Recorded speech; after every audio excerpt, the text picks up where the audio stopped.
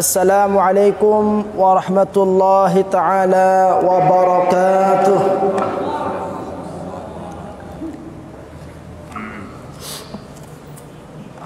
Alhamdulillahi rabbil alamin. Wabihi nasta'inu ala umuri dunya waddin. Wassalatu wassalamu ala ashrafil anbiya'i wal mursalin Sayyidina wa maulana Muhammadin wa ala alihi wa ashabihi ajma'in. Amma ba'du.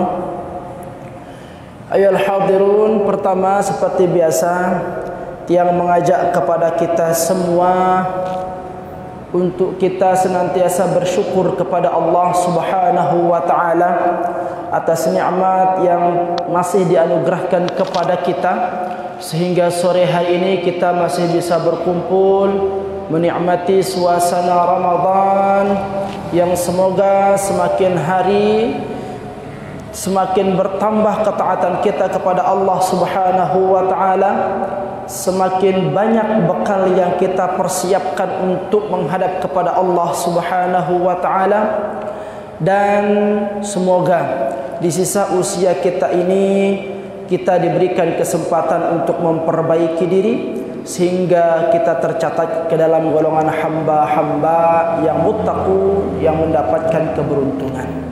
Salawat beserta salam semoga senantiasa tercurah kepada junjungan kita Nabi besar Muhammad sallallahu alaihi wasallam yang telah mengajarkan kepada kita syariat Islam yang memberikan jaminan kebahagiaan kehidupan dunia dan kehidupan akhirat. Maka senantiasalah untuk kita memperbanyak salawat dan salam kepada baginda Rasul yang mulia, yang tentunya dengan salawat terbaik dan salam yang paling sempurna dengan ucapan kalimat Allahumma salli ala Sayyidina Muhammad wa ala ali Sayyidina Muhammad. Semoga dengan setiap salawat yang kita lantunkan mampu menjadikan kita sebagai manusia yang diakui sebagai umat beliau yang kelak berhak mendapatkan syafaatnya. Amin ya rabbal alamin. Hadratul muhtaramin rahimani wa rahimakumullah. Pada pertemuan yang telah lalu kita telah membahas tentang macam-macam puasa. Nah, pada hari ini hadratul muhtaramin rahimakumullah, kita akan coba lanjutkan kajian kita, materi pembahasan kita tentang syarat wajib puasa, agar kita mengetahui siapa saja yang dibebankan kewajiban untuk menjalankan ibadah puasa pada bulan Ramadan.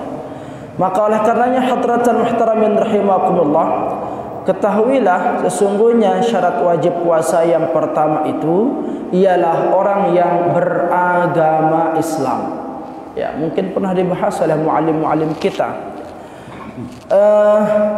Untuk menyempurnakan pengetahuan kita terkait dengan syarat wajib puasa, hadratul muhtaramin rahimakumullah, ketahuilah sesungguhnya Islam itu dibangun di atas pondasi, ya, di atas pondasi 5, sebagaimana yang disabdakan baginda Rasul sallallahu alaihi wasallam, bunyal Islamu ala khamsin. Islam itu dibangun di atas 5 dasar, ya. Yang pertama itu syahadatu alla ilaha illallah, bersyahadat, ya, bahwa sesungguhnya Allah Subhanahu wa taala tidak ada Tuhan selain Allah yang patut untuk disembah. Yang kedua, mempersaksikan bahwa Muhammad sallallahu alaihi wasallam sebagai utusan Allah. Ya, ini yang pertama. Islam dibangun atas 5 pondasi tadi. Yang pertama itu syahadat. Ya, yang kedua apa hadratul muhtaramin rahimakumullah? Ya, tentu sebagaimana yang kita ketahui, yang kedua ialah apa? Mendirikan solat. Ya, mendirikan solat, melaksanakan puasa. Nah, puasa ini hadratul muhtaramin rahimakumullah berada pada posisi ketiga, sehingga kaitannya dengan syarat wajib puasa. Ketika ada orang yang mengaku dirinya Islam namun mengingkari tentang wajibnya puasa pada bulan Ramadan, maka menggugurkan daripada Islam seseorang tersebut. Ya, dan sempurna Islamnya. Bahkan sebagian ulama mengatakan dia akan dimasukkan ke dalam golongan orang-orang yang kafir. ketika orang tersebut mengingkari akan wajibnya ibadah puasa pada bulan Ramadan. Maka jangan sekali-kali bercanda, meskipun kesannya bercanda, ya. Kalau kita ditanya tentang orang, kenapa anda tidak puasa, lalu dia lantas menjawab, tumben puasa, nggak ada kewajiban bagi kita puasa, yang puasa itu bulan, makanya disebut dengan bulan puasa. Nah, ketika terbersit dalam hatinya pengingkaran terhadap wajibnya puasa pada bulan Ramadan, maka seketika itu gugurlah Islam seseorang tersebut. Ini dia bahayanya hadratal muhtaramin rahimakumullah. Maka sudah menjadi seyogianya bagi seorang yang mengaku dirinya Islam untuk melaksanakan ibadah puasa pada bulan Ramadan selama tidak ada yang menghalanginya untuk menjalankannya, ya. Lanjut yang kedua, hadratal muhtaramin rahimakumullah. Syarat wajib puasa yang kedua itu, ya, sebagaimana yang kita telah dengar dari muallim-muallim kita, haruslah orang yang telah mencapai usia baligh, ya, orang yang sudah mengetahui, ya, antara perbedaan yang benar dengan yang salah, orang yang mukallaf yang telah dibebani mendapatkan beban untuk melaksanakan syariat Islam. Ini yang kedua, hadratal muhtaramin rahimakumullah, ya. Maka biasanya baligh itu ditandai dengan, kalau laki-laki itu biasanya ditandai dengan, ya, usia yang mencapai 15 tahun, ya, atau kalau kurang dari 15 tahun biasanya dia telah mimpi basah. Mimpi, ketika dia bangun dari mimpi sarungnya basah, ya, mimpi basah ini, ya. Nah, orang yang seperti itu telah dimasukkan dia ke dalam kategori baligh meskipun usianya belum mencapai batas maksimal. Kalau bagi perempuan biasa, normalnya kebiasaannya itu, ya, ketika berusia 9 tahun. Namun ketika sebelum usia 9 tahun dia telah mimpi, ya, mimpi basah, atau dia telah mengalami masa menstruasi, maka dalam posisi tersebut perempuan itu, ya, telah dibebankan kewajiban untuk melaksanakan ibadah puasa, ya. Yang ketiga, hadratal muhtaramin rahimakumullah, orang yang mendapat syarat wajib puasa itu ialah orang yang sehat, ya.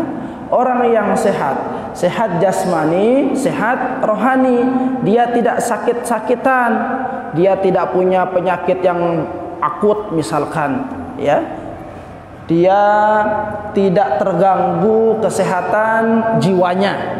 Nah, jadi dibahasakan dengan istilah sehat. Yang dimaksudkan dengan sehat di sini sehat jasmani, sehat rohaninya. Sehat jasmaninya dia sehat, secara fisik dia sehat. Makanya kalau orang yang punya masalah dengan perutnya, lambung, ya, maka orang tersebut dia tidak dibebankan kewajiban untuk melaksanakan ibadah puasa pada bulan Ramadan itu. Ketika dia memiliki masalah riwayat penyakit yang kronis, umpamanya ada orang yang punya penyakit mah, tapi mahnya itu sudah kronis, sudah sampai kepada tingkatan GERD misalkan. Kalau dia telat masuk makanan ke dalam lambungnya, maka akan menyebabkan dirinya sakit parah, menggigil sampai kejang-kejang, sesak nafas. Nah, dalam hal posisi seperti itu, maka orang itu tidak dikatakan sebagai orang yang wajib melaksanakan ibadah puasa. Kenapa? Karena kondisinya tidak sehat di sana. Ada orang yang sehat dari segi fisik, namun dari segi jasmaninya dia, dari segi rohaninya dia tidak sehat. Umpamanya badannya sehat, kekar dia, kesana kemari mampu beraktivitas, tapi otaknya sedeng, ya, otaknya nggak benar, otaknya nggak waras.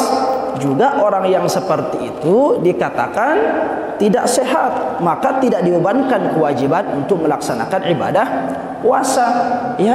Nah, ketika orang-orang dalam posisi seperti yang tadi, tidak sehat jasmani, tidak sehat rohani, ketika dia tidak melaksanakan ibadah puasa, apakah dia mendapatkan dosa? Tidak. Ya, sama seperti anak kecil yang belum baligh, ketika dia tidak melaksanakan ibadah puasa, maka dia tidak akan dikenakan dosa. Statusnya sama. Melalui hadis Rasul sallallahu alaihi wasallam yang mengatakan rufi'al qalam an thalath. Malaikat itu tidak akan mencatat amal kesalahan, perbuatan salah dari seorang hamba, ya, ketika dia mengalami 3. Yang pertama, ya, dari indas sabi hatta yablugha, ya, anak kecil sampai dia berumur baligh. Anak kecil yang belum baligh, maka kesalahan apapun yang dilakukan semasa hidupnya tidak tercatat oleh malaikat. Ya, yang kedua, siapa? Ya, orang yang tidur sampai dia bangun. Makanya kalau ada orang tidur nyumpak-nyumpak, itu enggak masuk catatan malaikat itu. Nyumpak misalkan sedang tidur nih. Ada kan orang yang seperti itu kan? Kalau bahasa anteno ngigo itu bahasa Indonesianya. Bahasa Sasak apa? Kepundangan. Bukan. Ayo wah ya. Dia yang tahu bahasa Sasak ngigo lah kalau bahasa Indonesianya. Dia ngigo sambil tidur, nyumpak, ngerantik, misalkan dia ampas bawang lo sekanu ini coba. Kayak gitu misalkan dia, tapi dia dalam keadaan tidur, maka tidak tercatat dosa dalam buku catatan malaikat. Orang yang melakukan dosa ketika dalam keadaan tidur, ya. Nah, umpamanya ada orang yang tidur nih, sedang tidur, terus maka lebihan lekan ngigo, bitna palu, leka sambil 20, apa na pantok otak dia misalkan, ya, dia kan tidak kena hukum. Kenapa? Karena dia dalam keadaan tidur. Seperti itu. Lagu mudah-mudahan aja kan, ya tapi nak arana tinduk ni noh. Ya. Nah, ini dia hadratul muhtaramin rahimakumullah. Yang ketiga, orang yang tidak akan masuk dalam catatan malaikat sebagai perbuatan salah ialah orang yang gila sampai dia tersadar, ya.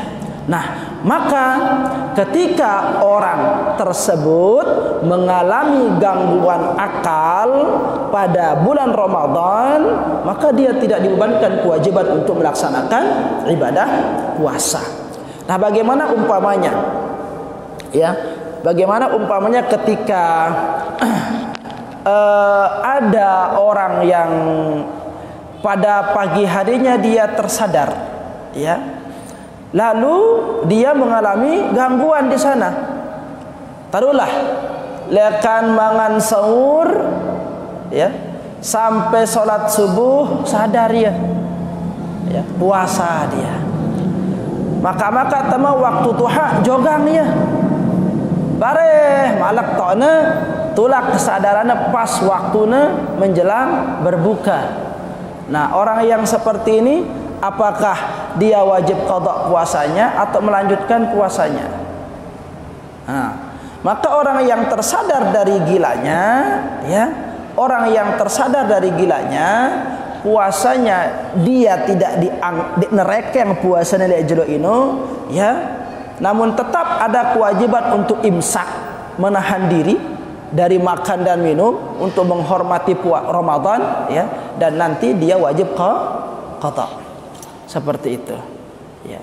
Lalu kan jarang tadi dengan gila ngono modelnya. Nah, ada suatu penyakit yang joganya itu sebentar, ialah penyakit ayan. Penyakit ayan, ya, bukan ayam, ayan. Itu nama jenis penyakit yang mokpok bahasa ante.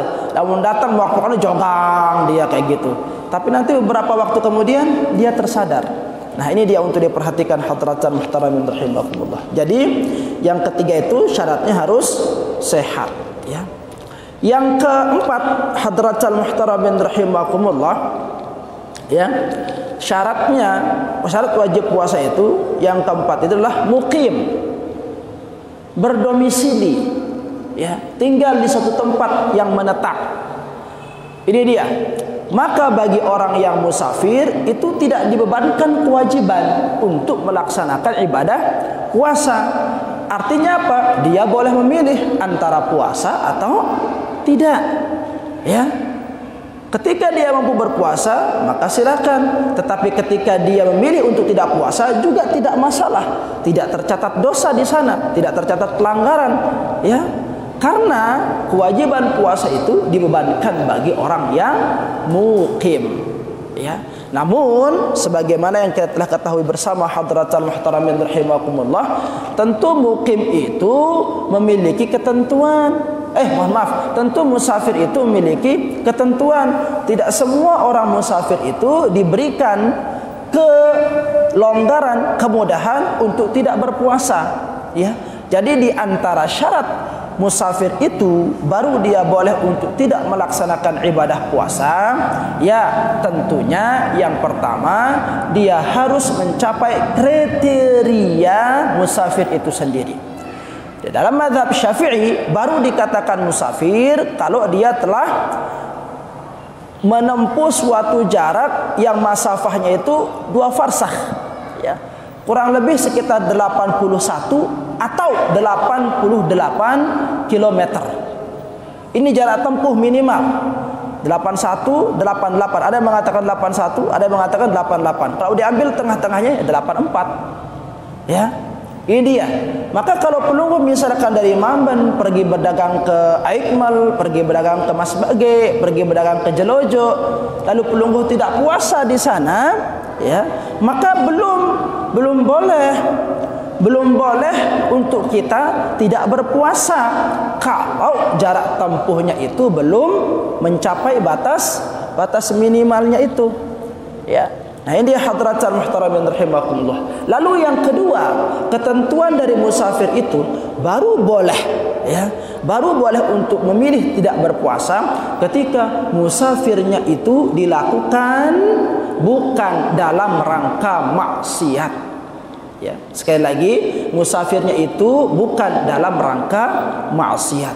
Maka ketika ada orang yang musafir, umpamanya nih, ada yang berangkat dari Lombok menuju ke Amerika, tapi di Amerika itu dia untuk pertandingan judi, misalkan nih di Las Vegas, ya, di Los Angeles, ya, untuk rangka judi di sana, maka tetap kewajiban puasa itu ada pada dirinya. Ketika dia memilih untuk tidak berpuasa, maka orang tersebut, ya, dicatat sebagai orang yang melakukan pelanggaran atau berdosa dia di sana. Nah, ini dia hadratul muhtaramin rahimakumullah, ya. Nah, lalu yang terakhir syarat wajib puasa itu ialah apa? Khusus bagi perempuan harus suci dari yang namanya haid atau nifas, ya. Suci dari haid atau nifas. Maka bagi perempuan yang mengalami masa haid itu tidak dibebankan kewajiban untuk melaksanakan ibadah puasa, ya. Begitu juga bagi orang yang mengalami nifas. Nah, lanjut hadratan muhtaramin rahimakumullah, 10 menit lagi, ya. Dari semua ketentuan syarat wajib puasa itu ada beberapa yang mendapatkan keringanan, ya. Ada beberapa yang mendapatkan keringanan. Apa yang pertama?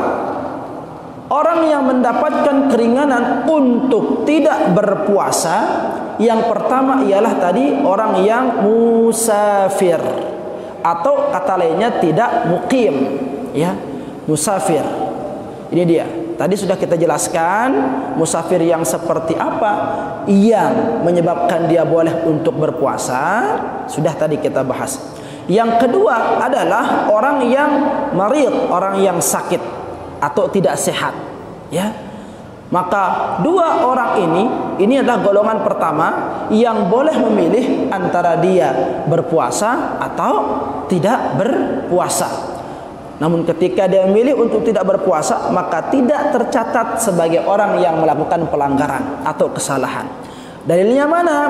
Wa man kana maridan aw ala safarin fa'iddatun min ayyamin ukhar. Saylekan ita pada si bertepatan nyampe usiana bulan Ramadan, ya, lagu ia dalam keadaan sakit atau dalam keadaan musafir, maka silakan fa'iddatun untuk diganti, ya, min ayyamin ukhar, yaitu pada hari-hari setelah Ramadan. Jadi jangan diganti ketika Ramadan, tidak bisa, harus diganti di luar Ramadan. Misalkan Syawal mulai dari tanggal 2, misalkan dia mulai qada puasanya, nah itu baru dibolehkan.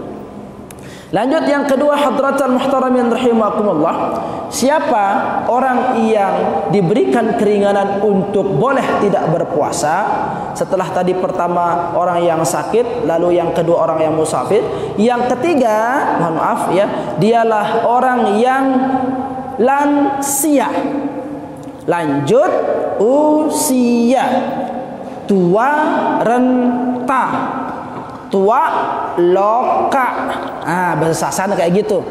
Dengan si tua gati, hadratal muhtaramin rahimakumullah, ya, kalau ada di antara kita yang masih misalkan ada punya orang tua, ya, ibu tapi usianya sudah tua renta, ya, atau kita yang bajang-bajang masih punya papu atau masih punya balok tapi umurnya sudah mengkhawatirkan, ya, mengkhawatirkan, maka jangan paksa puasa orang yang lanjut usia.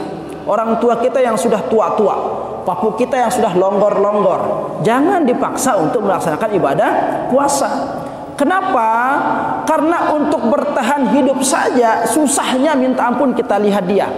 Coba kita dengan si tua, ya, untuk jalan saja susah, masukkan makanan saja susah ke dalam lambungnya, apalagi gina puasa, ya. Sang maka suruh dia puasa tu siapa nak sugul nyawa na.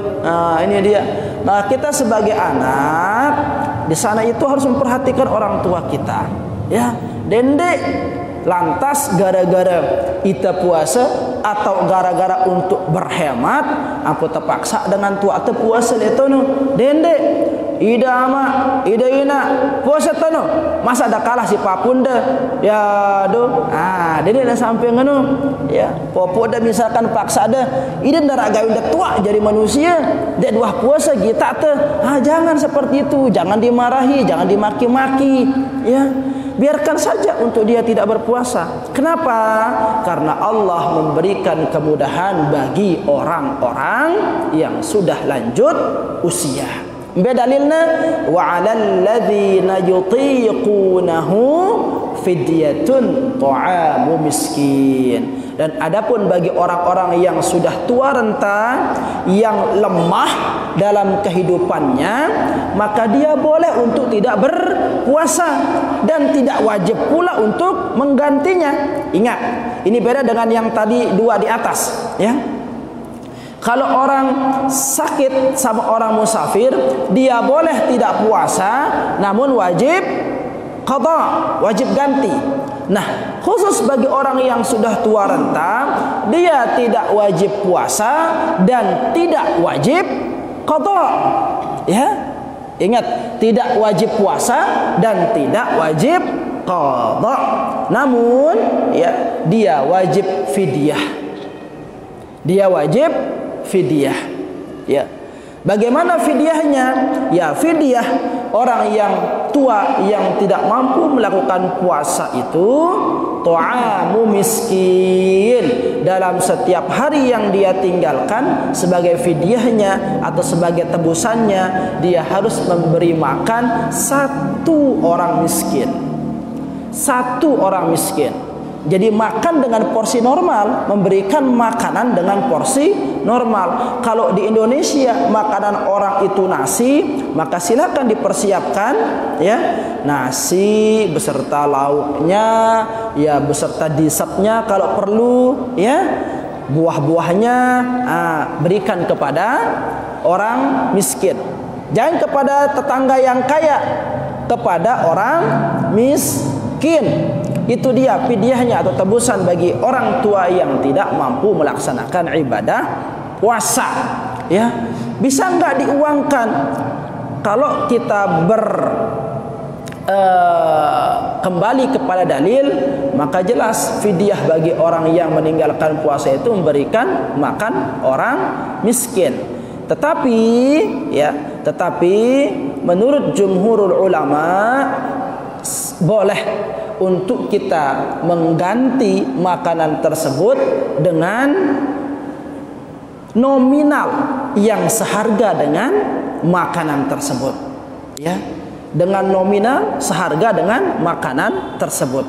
Misalkan kalau satu porsi nasi itu harganya 15.000, maka berikan 15.000 bagi setiap puasa yang ditinggalkan, ya. Tapi tolong ini catatannya hanya untuk orang yang tua saja.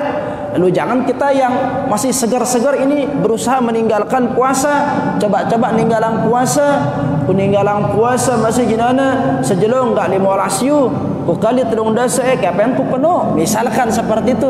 Jangan ada hasrat hati untuk melakukan perbuatan seperti itu. Tidak boleh. Ini ketentuannya hanya untuk orang tua saja, ya.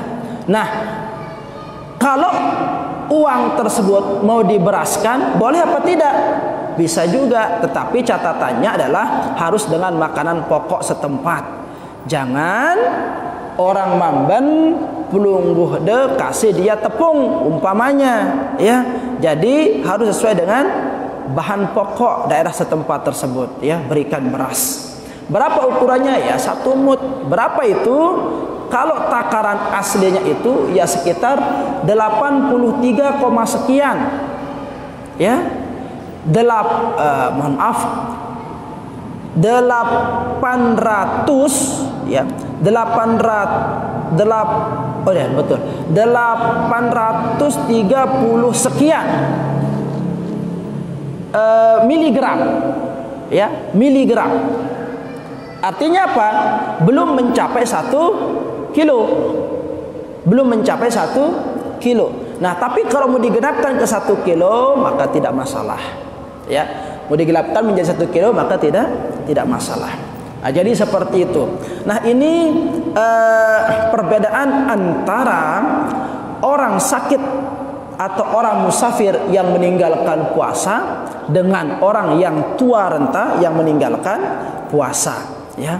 Nah, lalu yang terakhir, orang yang mendapatkan keringanan untuk boleh tidak berpuasa ialah wanita hamil atau wanita menyusui.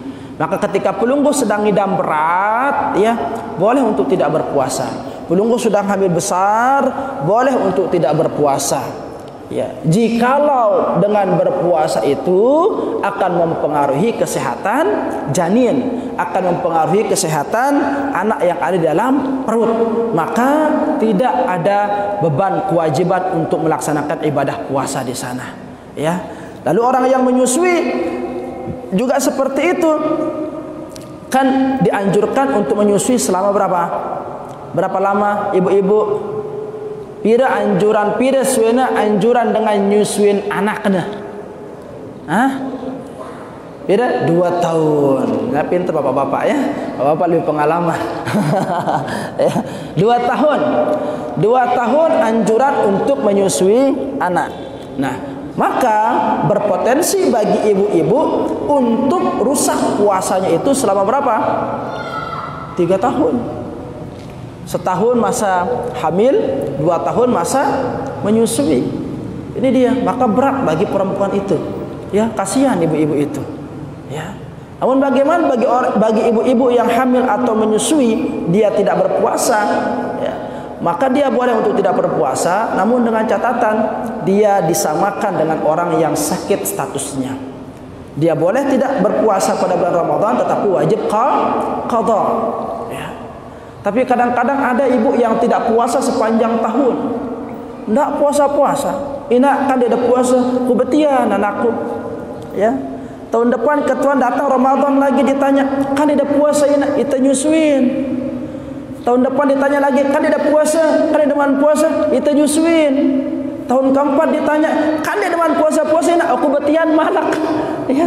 Dia ada foto-foto, betian nyusuin. Kasihan ibu-ibu ini. Maka bapak-bapak, ya, itu sebisa mungkin lah atur jarak, ya. Jangan susahkan istri-istri kita. Ya, kasih jarak lah. Mana-mana berapa gitu kan. Berikan kesempatan untuk mengganti puasanya, mengqadha puasanya.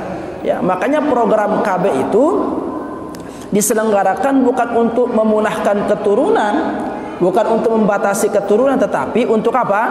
Mengatur jarak kelahiran. Gitu. Mengatur jarak kelahiran. Ya, karena nggak boleh kita memutus ini generasi itu. Rasul sallallahu alaihi wasallam itu senang dengan perempuan-perempuan subur. Makanya bajang-bajang yang belum menikah itu cari pasangan yang subur, jangan pasangan yang penyakitan, ya. Cari perempuan-perempuan yang bisa melahirkan keturunan, gitu, ya. Karena Rasul sallallahu alaihi wasallam itu senang nanti pada hari kiamat itu banyak umatnya beliau itu. Nah, ini dia alasannya, nggih. Nah, lalu muncul pertanyaan terakhir, ini sudah 5:30.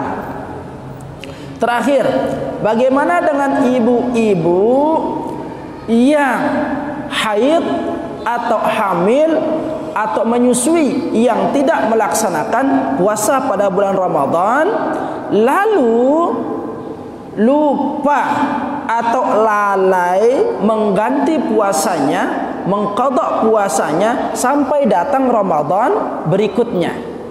Nah, ini masalah ini bagi ibu-ibu ini, ya, yang hamil, haid atau menyusui. Dia Ramadan ini ada yang rusak puasanya. Masuk bulan Syawal dienteng-entengin, gak langsung diqadha, ya. Bulan Rajab masuk, masih dia nggak mau ganti puasanya. Bulan Sya'ban masuk, masih dia berotang puasanya. Sampailah Ramadan berikutnya. Nah, bagaimana hukum wanita yang seperti itu? Maka perhatikan hadratul muhtaramin rahimakumullah, khususnya para ibu. Ketika ada wanita yang lalai atau orang yang lalai atau laki-laki yang musafir lalai mengqadha puasanya sampai datang Ramadan berikutnya, maka kewajibannya 2. Kalau tadi kewajibannya 1 hanya mengganti puasa, sekarang kewajibannya 2. Apa kewajibannya? Pertama, tetap wajib qadha puasa. Yang kedua, kafarah. Ya, tebusan bagi kesalahan yang dia lakukan itu. Jadi 2 ini, ya, 2. Qadha puasa tetap, nanti setelah lepas Ramadan yang dijalankannya itu, ya, lalu kedua menggantinya dengan kafarah. Nah, ini dia hadratul muhtaramin rahimakumullah yang berkaitan dengan syarat wajib puasa dan orang-orang yang mendapatkan keringanan untuk melaksanakan ibadah puasa. Selanjutnya kita akan bahas tentang perkara yang membatalkan puasa, namun insyaallah pada pertemuan yang akan datang. Wallahu taala a'la wa a'lam. Jadi yang tertolak ini kita sebagai orang muslim, kan, muslim bila ingin akal jadi muslim kita ikuti, bila hak keperluan menjadi muslim seharusnya ikuti. Hak ya, hak sebagai muslim bila kalian keperluan apa yang terima kasih. Wassalamualaikum warahmatullahi wabarakatuh. Waalaikumsalam. Yang ditanyakan itu pira luwe hak dengan muslim, ya. Darah kaitan ke puasa ini. Nah, perhatikan hadratul muhtaramin rahimakumullah, ya. Kalau mau berbicara tentang hakul muslim, ya, itu sangat banyak sekali, ya. Itu ada 20-an. Ada 20-an hakul muslim 'alal muslim, ya. Namun itu dalam pandangan Imam Ghazali ya. Dalam pandangan Imam Ghazali itu hakul muslim itu sampai 20-an. Nah, namun secara singkat ya, dalam sebuah hadis Rasul sallallahu alaihi wasallam, ini kalau kita berdasarkan hadis, Rasul sallallahu alaihi wasallam pernah bersabda, hakul muslim 'alal muslim sittun. 6 ya. 6 hak dengan muslim terhadap muslim yang lain. Yang pertama, idza laqaitahu fasallim alaih. Lamun tabadait ke kesempatan pada Islam, tebarkan salam. Ini si pertama ini. Hak dengan Islam, tipa sematon muslimna si lain. Ya. Jadi lamun temele mau pahala sunat, tebarkan salam. Ya. Tabdi ke sematan teh, assalamualaikum sematan, waalaikumsalam. Jawab, karena jawab salam itu hukumnya wajib. Ya.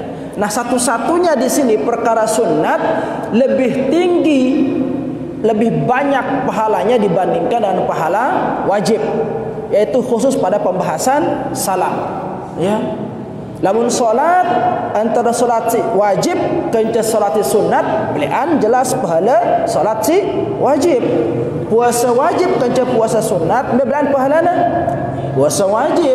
Logo lamun le pembahasan salam ya, menebarkan salam itu hukumnya sunnah, menjawab salam itu hukumnya wajib. Logo belian pahala dengan salam lebih dulu ketimbang jawab salam.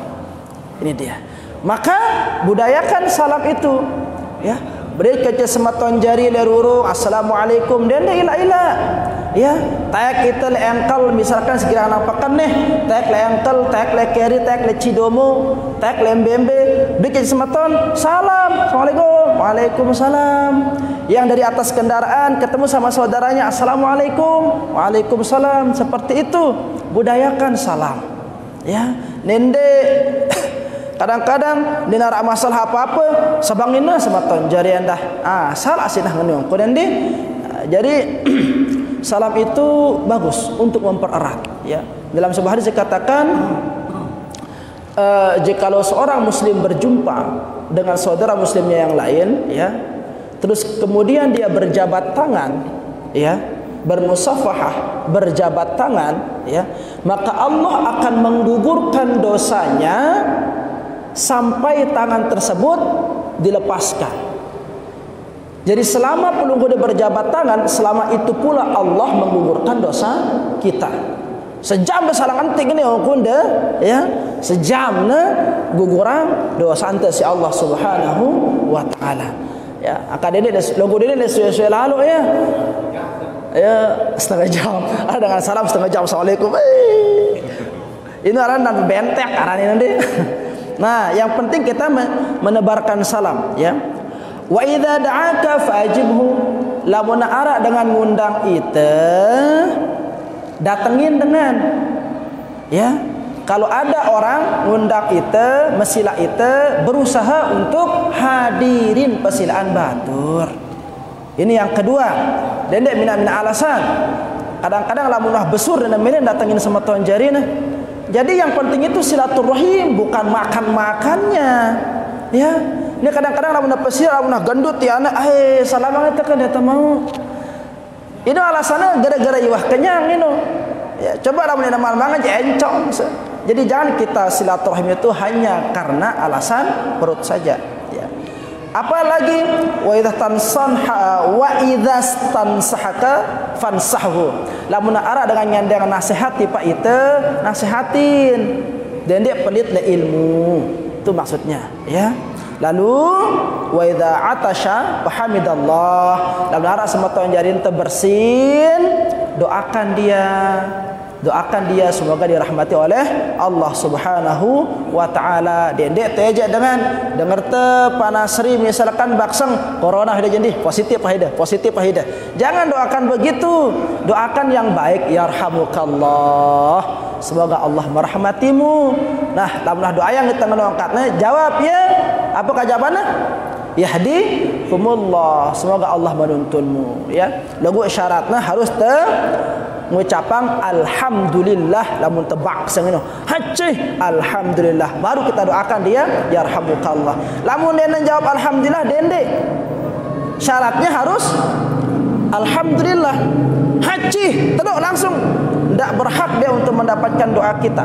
Karena yang diperintahkan oleh Rasulullah itu wa idza atasa ya fahamidallah. Ketika orang itu baksing lalu dia mengucapkan kalimat alhamdulillah, barulah kita di sana itu mendoakannya, ya.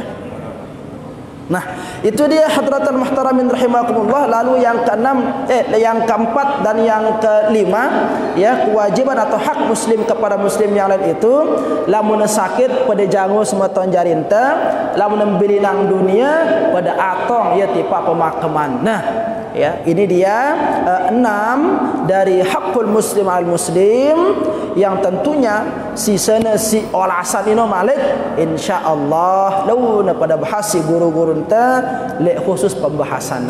Karena waktu sudah tidak memungkinkan untuk kita membahasnya, kita cukupkan sampai di sini. Wallahu taala.